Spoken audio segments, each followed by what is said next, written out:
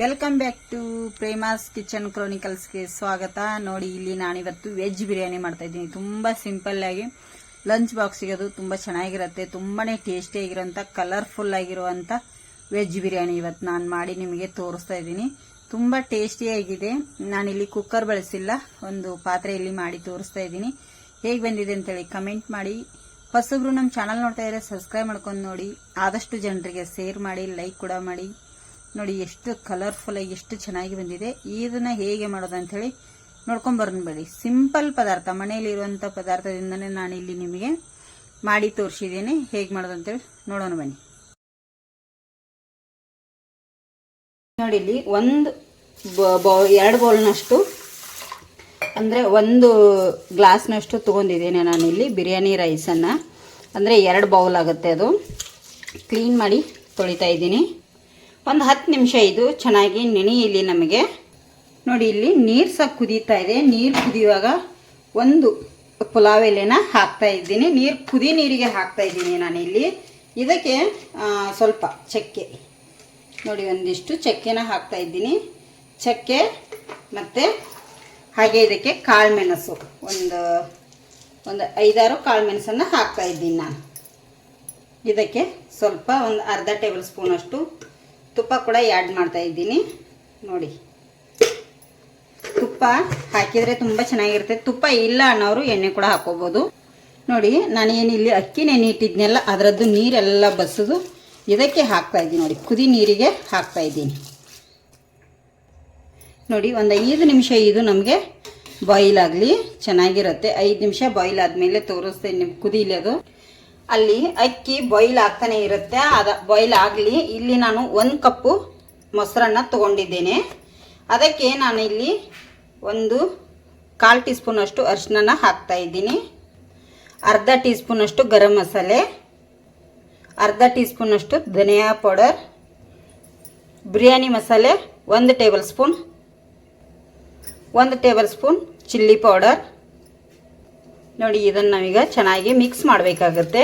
ಮೊಸರಿನೊಟ್ಟಿಗೆ ಎಲ್ಲವನ್ನು ಒಂದು ರೀತಿ ಈಗ ಮಿಕ್ಸ್ ಮಾಡಿ ಇಟ್ಕೋಬೇಕು. ನೋಡಿ, ಎಲ್ಲ ಈಗ ಮಿಕ್ಸ್ ಮಾಡಿದ್ದೀನಿ. ಇದನ್ನು ಎತ್ತಿಡ್ತೇನೆ ಸೈಡಿಗೆ. ನೋಡಿ, ಇಲ್ಲಿ ಇನ್ನೊಂದು ಸ್ವಲ್ಪ ಹೊತ್ತು ಬಾಯ್ಲ್ ಆದರೆ ಸಾಕು, ಜಾಸ್ತಿ ಬಾಯ್ಲ್ ಮಾಡೋದು ಬೇಡ. ಈಗ ಇದು ನೋಡಿ, ಒಂದು ಪಾತ್ರೆ ಇಟ್ಕೊಂಡಿದ್ದೇನೆ ನಾನು.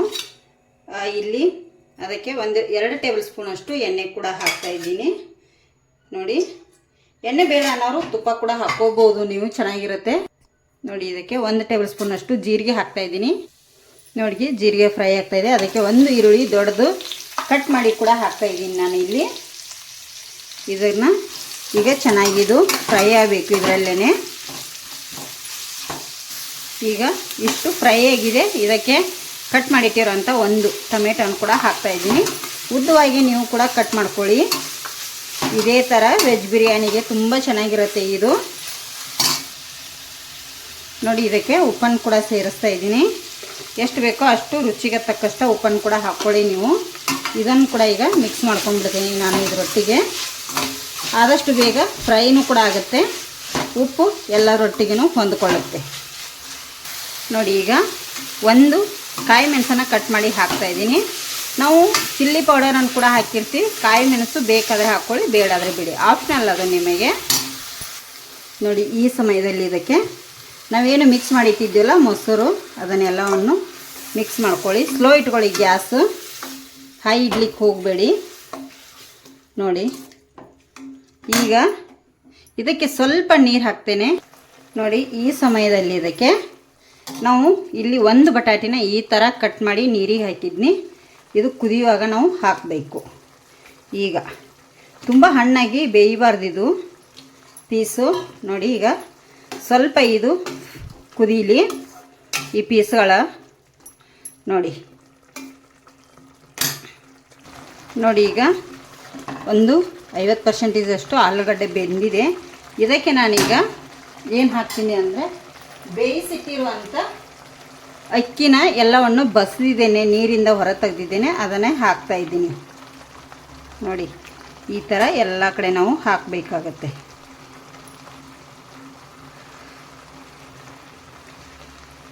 ಇದನ್ನು ಹರಡ್ಕೋಬೇಕು. ನೋಡಿ ಇದನ್ನು ಮಿಕ್ಸ್ ಮಾಡ್ಕೊಳ್ಳಿಕ್ಕೆ ಹೋಗಬೇಡಿ. ಇದಕ್ಕೆ ಸ್ವಲ್ಪ ಕೊತ್ತಂಬರಿ ಸೊಪ್ಪನ್ನು ಕೂಡ ಮೇಲ್ಗಡೆಯಿಂದ ಈ ಥರ ಉದುರಿಸ್ತೀನಿ. ನೋಡಿ ಎಷ್ಟು ಚೆನ್ನಾಗಿ ಕಾಣಿಸ್ತದಲ್ಲ. ಸ್ವಲ್ಪ ಪುದೀನ ಸೊಪ್ಪು ಕಟ್ ಮಾಡಿ ಫ್ಲೇವರಿಗೋಸ್ಕರ ಚೆನ್ನಾಗಿರುತ್ತೆ.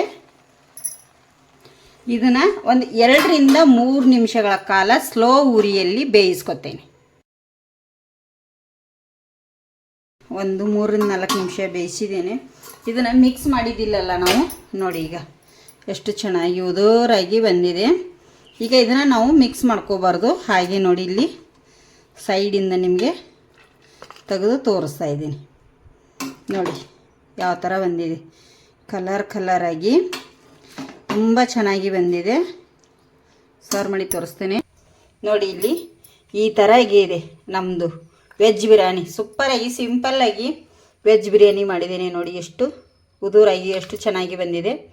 ನೀವೊಮ್ಮೆ ಮನೆಯಲ್ಲಿ ಟ್ರೈ ಮಾಡಿ ಹೇಗೆ ಬಂದಿದೆ ಅಂಥೇಳಿ ಕಮೆಂಟ್ ಮಾಡಿ. ಹೊಸಬರು ನಮ್ಮ ಚಾನಲ್ ನೋಡ್ತಾ ಇದ್ರೆ ಪ್ಲೀಸ್ ಸಬ್ಸ್ಕ್ರೈಬ್ ಮಾಡ್ಕೊಂಡು ನೋಡಿ, ಆದಷ್ಟು ಜನರಿಗೆ ಶೇರ್ ಮಾಡಿ.